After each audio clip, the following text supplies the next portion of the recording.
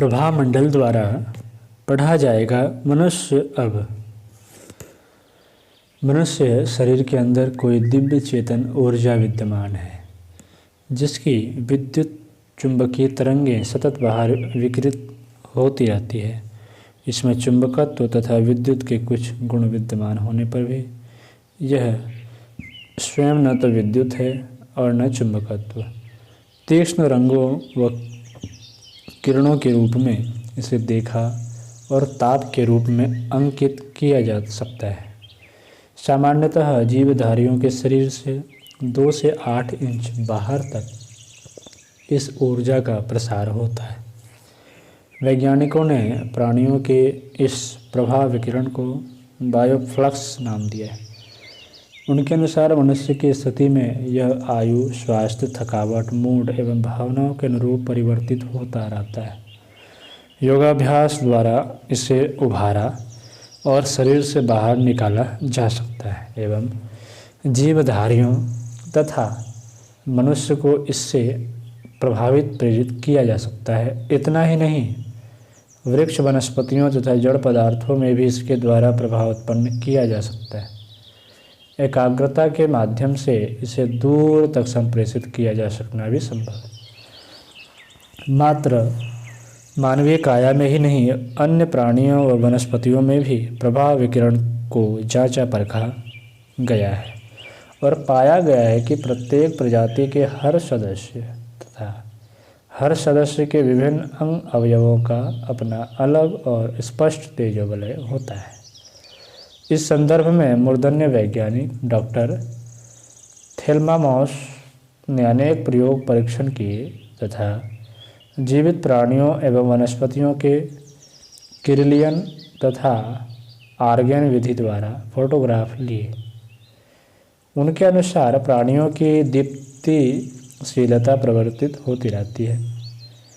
पौधों से तुरंत अलग की गई पत्तियां के जब चित्रांकन किए गए तो उनसे चिनगारियां जैसे चमकदार स्फुलिंग निकलते दिखाई पड़े। जैसे जैसे पत्तियां सूखती जाती है, प्रदीप्ति कम होती जाती है और अंत में गायब ही हो जाती है, जिससे प्रकट होता है कि पत्ती के बायोप्लाज्मा बॉडी की मृत्यु हो गई।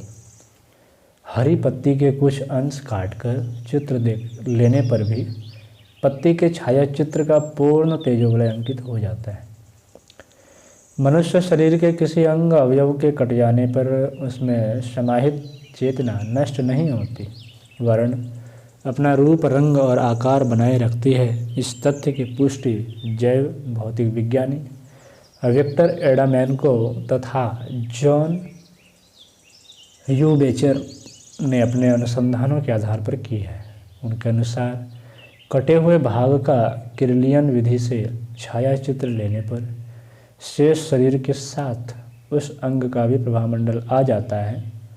यह प्रक्रिया चिकित्सा शास्त्रियों की उस धारणा को प्रभावित करती है जिसमें कभी कभी व्यक्ति के शरीर का कोई भाग कट जाने या काट दिए जाने पर भी उसे उक्त अंग में दर्द की अनुभूति होती रहती है।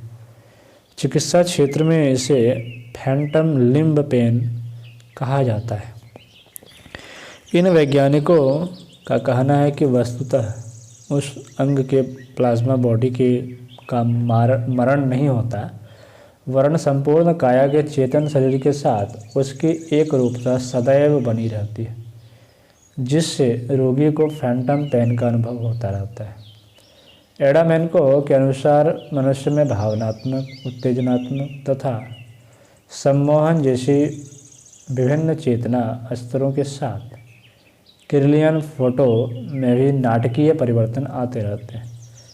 नोबेल पुरस्कार विजेता प्रोफेसर डगलस ए. डीन के अनुसार मानव उंगलियों के पोरुओं तथा हथेली के चारों ओर के आभामंडल से किसी के भविष्य में रोगी होने न होने की संभावना व्यक्त की जा सकती है। फरवरी 1988 के अंतिम सप्ताह में बायो इलेक्ट्रोग्राफी पर पौंडीचेरी में हुई एक अंतर्राष्ट्रीय सेमिनार में अपने शोध निष्कर्ष बताते हुए प्रोफेसर डीन ने कहा कि पोलराइड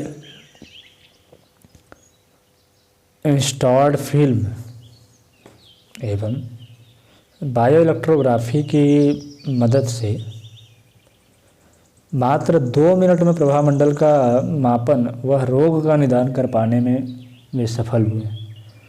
अपने इसी कार्य पर उन्हें नोबेल पुरस्कार भी मिल चुका है। कोई आश्चर्य नहीं कि अगले दिनों ऑरा मापन चिकित्सा विज्ञान में एक महत्वपूर्ण स्थान ले ले।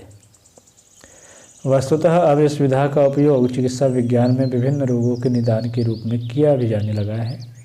ट्यूमर, अर्थराइटिस और कैंसर जैसे रोग इस विधि में फोटो प्लेट पर गर्म क्षेत्र के रूप में धूमिल, धब्बेदार या फ्लास्कनुमा परिलक्षित होते हैं। रोगों के निकट भविष्य में होने की संभावना से भी व्यक्ति का प्रभामंडल बदल जाता है।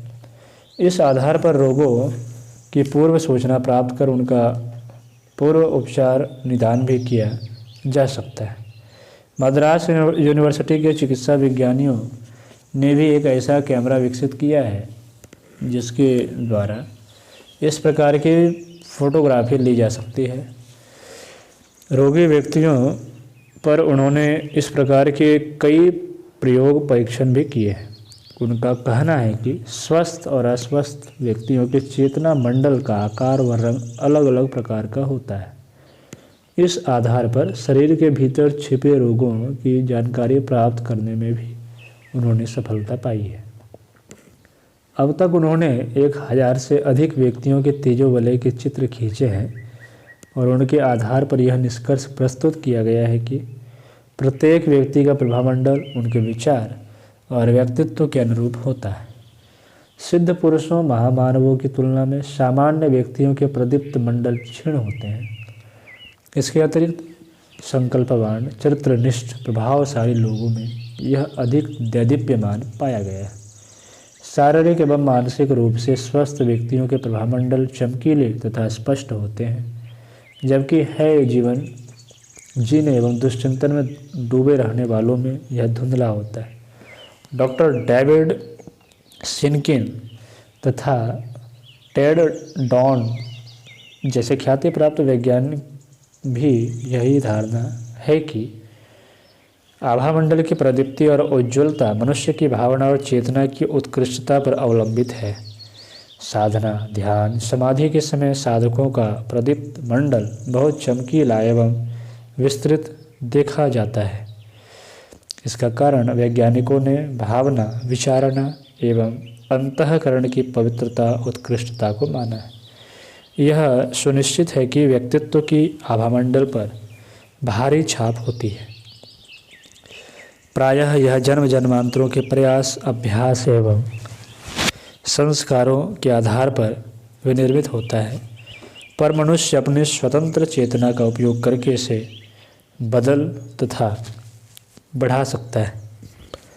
सामान्य स्तर के व्यक्ति इस बने बनाए तेजोबलय के अनुरूप अपना स्वभाव और कर्म बनाए रहते हैं, पर मनस्वी साधक अपनी दृढ़ संकल्प शक्ति से बाह्य एवं आंतरिक स्थिति में आश्चर्यजनक परिवर्तन कर लेते हैं। तत्पश्चात तेजोबलय भी उसी के अनुरूप बन जाता है। तब साधना के उच्चस्तरीय प्रयोग उपचारों की व्यवस्था प्रभामंडल के प्रखरीकरण की महती उद्देश्य की पूर्ति के लिए ही बनाई जाती है। सत्तत्वों से ओतप्रोत प्रभामंडल में परिवर्तन ही आध्यात्मिक कायाकल्प है।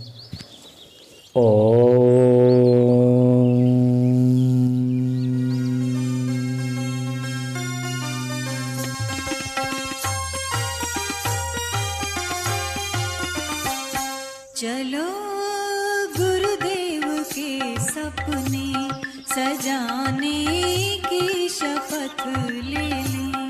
चलो गुरुदेव के सपने सजाने